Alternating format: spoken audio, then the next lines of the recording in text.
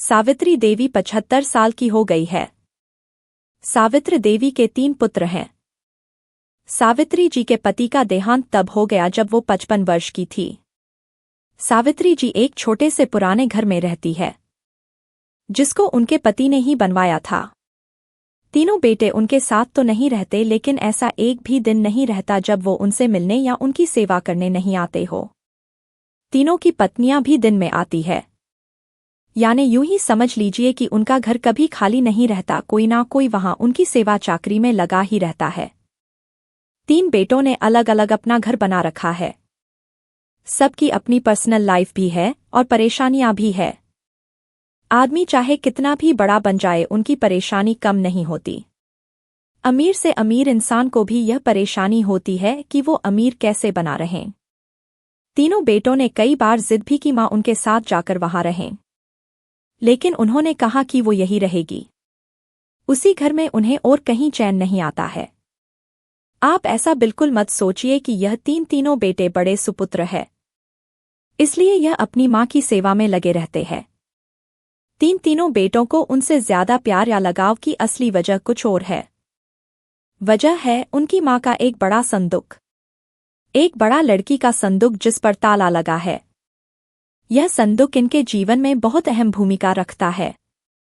इस संदूक के अंदर क्या है और कितना है, ना तो इन तीनों बेटों को पता है, ना ही इनकी पत्नियों को। बस जब से पिताजी गए हैं, माताजी को इस संदूक की रक्षा करते देखा है, इसलिए इन सभी ने अपने अपने अनुमान लगा रखे हैं। ना ही अनुमान, बल्कि इन्होंने तो एक आस लगा रखी है कि इस संदूक के खुलते ही यह क्या क्या करने वाले हैं।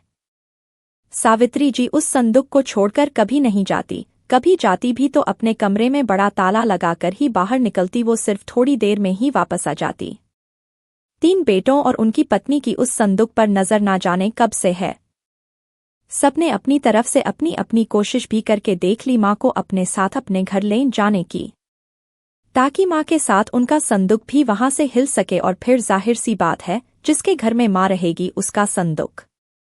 लेकिन सभी एक दूसरे की काट करते हैं। इसकी कृपा है कि मां के आगे पीछे माजी करते ना सिर्फ बेटे बल्कि बहुएं भी चक्कर लगाती रहती है। लेकिन सावित्री जी भी भली भांति अपने बेटों को समझती है। वो जानती है कि उनकी इतनी सेवा क्यों हो रही है। उनकी सेवा उनके संदूक के कारण हो रही है। उन्हें पता है, जिस दिन यह संदूक इनके हाथ आया उस दिन उनका मूल्य कुछ भी ना रह जाएगा। तीनों भाइयों और उनकी पत्नियों में यह बातें हैं कि मां के पास ना सिर्फ उनका सोना है, बल्कि उनकी सांस का सोना भी इसी संदूक में है। मां इसलिए इस संदूक की इतनी हिफाजत करती है। सभी अपनी अपनी कहानियां बनाकर बैठे हैं। किसी का दावा है कि उन्होंने संदूक को एक बार उठाकर देखा है, वो बहुत भारी है। मां के कमरे में इन बहुओं ने कई बार सफाई के बहाने संदूक के पास जाने की कोशिश की, लेकिन मां जी ने उन्हें बार बार टोका और कहा कि इस संदूक से अभी दूर रहो। समय आने पर इस संदूक में क्या है तुम्हें अपने आप ही पता चल जाएगा। आखिर मां की बात कौन टालता, और वो भी अभी तो कोई भी नहीं। बस उस समय के इंतजार में यह सब मां का अच्छा बेटा और अच्छी बहू बनने की कोशिश कर रहे हैं। रात में कोई ना कोई मां के घर में जरूर रुकता, लेकिन मां जी उसे अपने कमरे में सोने नहीं देती थी। इस तरह सावित्री जी ने इस संदूक के सहारे 20 साल निकाल दिए। एक दिन मां जी तबीयत थी नहीं थी।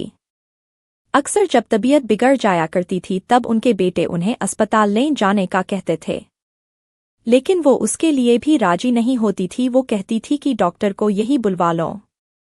उनके बेटे ऐसा ही करते थे। इस बार जब उनकी तबीयत खराब हुई तो डॉक्टर ने कहा कि उन्हें अस्पताल में एडमिट करना ही होगा, वरना उनकी हालत खराब हो सकती है। और फिर उम्र भी बढ़ती जा रही है, आखिर कब तक यह शरीर साथ देगा। डॉक्टर के यह जवाब देने पर तीनों भाइयों को दुख से ज्यादा उत्साह दिखाई दिया। उनकी पत्नियों की आंखों की चमक साफ दिखाई दे रही थी।